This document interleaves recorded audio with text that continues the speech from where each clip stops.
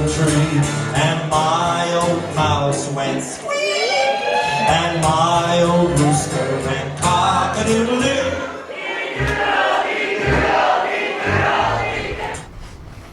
Hey everybody, how we doing? Okay, it's the Jeff Liberty Show. So we talked to all kinds of cool touring artists. This time, Fred Penner, a giant in family entertainment.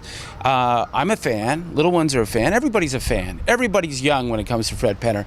Come on in. We're going to chat to the man himself. All right, follow me. Oh, I guess not there. K-A-I-Y-A.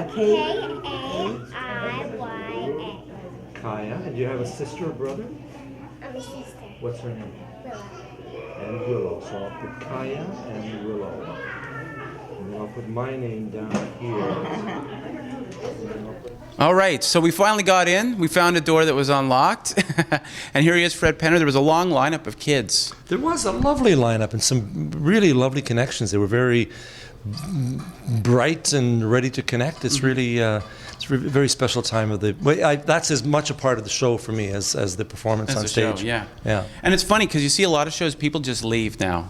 They don't stay usually, right? And if the artist comes out, it's much later. Almost everybody stayed because they wanted to meet you, or they probably met you before too, right? As younger kids. There were many that came out that said that this one girl was quite shy. Actually, said because her mother had taken her to a concert 20 years ago, so now she has her own child. So that kind of completion of the circle is really very, very special to experience. Right, and well, the colleges too, because that's been a big thing for you. Anytime I mention, like I was mentioning, I'm going to talk to Fred. He's like, isn't he doing festivals now, like folk festivals and college circuits?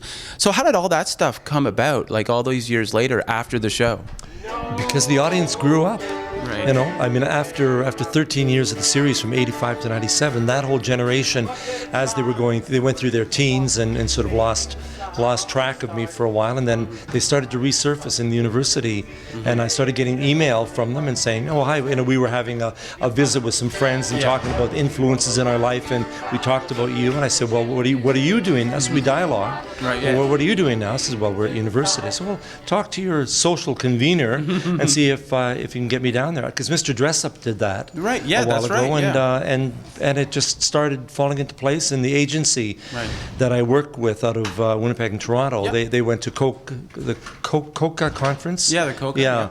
And Paquin, right? Yes, exactly. And they and the buyers started saying, hey, that's not a bad idea. Let's give it a try. And it's been going really well. So I played from coast to coast, every university. It's really a delight. So how's the dynamic there? Because I mean, obviously it's family entertainment as a whole, right?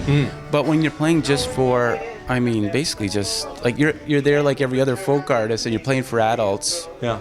And there could be alcohol in this audience, though. Chances are high. Yeah. Chances are very high. Is the audience different? Is what they're giving you back different? I'm the equalizer in the world when it comes to that, and they're all, the energy is as exuberant as today was, you know, but this range of humanity are all really excited about connecting. I think I was talking to somebody yesterday, and he referred to what I was doing as imprinting.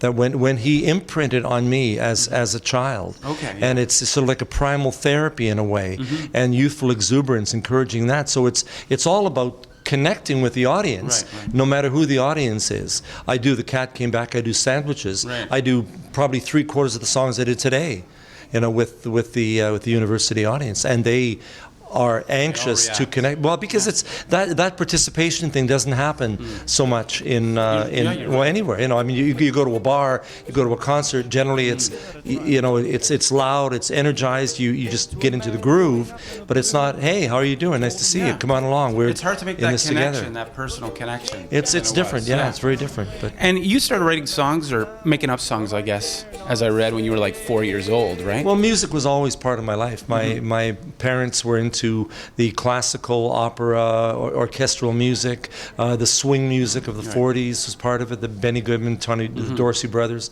and then my older brother and sister into the rock of the 50s, and also the early Elvis, the early boy bands, the Four Lads, the Four Aces. So I was surrounded by this wonderful range of beautiful, really incredible music, and then as I came into my own in the 60s with the folk world, and the Joni Mitchell, and I actually went to high school with Neil Young, young.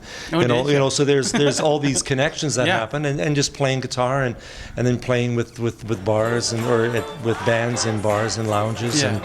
and everything just evolved from there. And you mentioned music therapy. I mean, that's how as a fan, that's how I always thought of it. And the music of my youth kind of being really important to me. Like nothing will change that, and even today, I kind of have a hard time finding music that grabs me the same way. When was that time where you thought, yeah, I could do so much more with this? It's not just a song; it is therapy. It's all these things, and it's a great message. Well, it's always been, as I said, always been part of me. The music, I learned to play guitar when I was 15. My sister Susie, who was the Down syndrome child, and the influence that she had on me. And when I was at university, I started working with a couple of groups there and playing in residential treatment centers and foster homes, and that led to actually working professionally for a couple of years with physically and mentally challenged kids.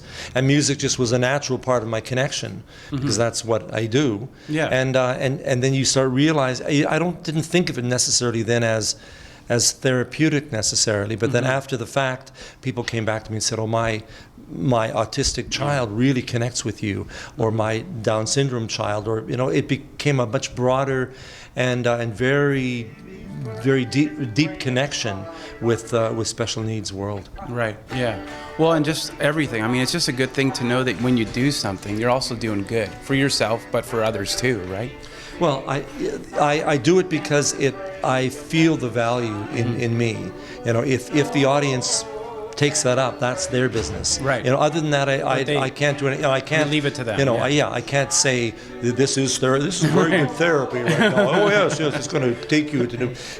As soon as you go there, then you're losing the battle. Right. I have to be true to myself. I have to do what is energized and positive for me, with the hope that it connects with the audience. And as long as the audience keeps coming back, and the phone keeps ringing, and people are wanting to hire me. I mean, this is my 43rd year of professional entertainment. So, wow. I. That's a feat. Yeah, I'd say, and I'm so honored that it continues to carry me along. Oh my goodness, yeah. And The Cat Came Back. I always thought that was kind of a bizarre song because it comes from actually a pretty dark place, right? Lyrically. Oh yeah, back. And I was kind of like a Lemony Snicket thing. It was like, you know what I mean? It was like that darkness, and and then you took it, and it seems like it's all about resilience somehow, though, right? Yeah. How this cat comes back. And I was playing it for my two youngest boys, and they love kitties. They love cats in general, right? So anything that has to do with it. But why do you think it's like stayed with people so long? I mean, it was the late 70s when you put it out. Yeah.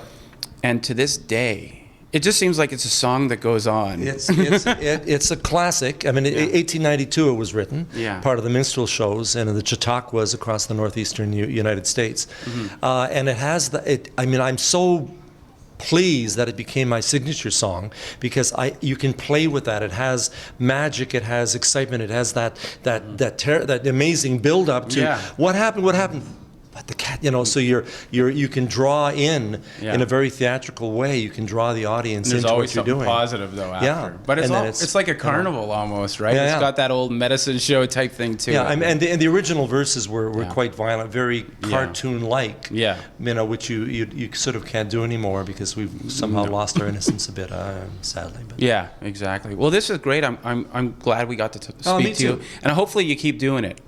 Well, keep coming back. It doesn't show it doesn't show any signs of stopping, Jeff. Okay. Yeah, no, I'm in this for the count. For the count. That's it. Fred Penner. I got to meet Fred Penner. This is pretty cool. Everybody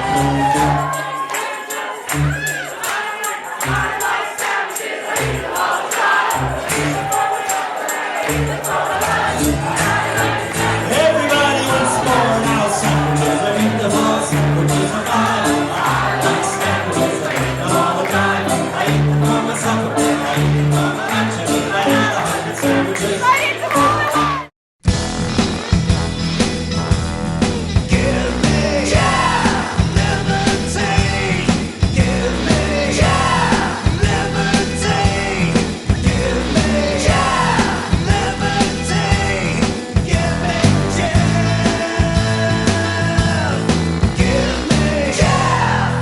Jeff Liberty Show.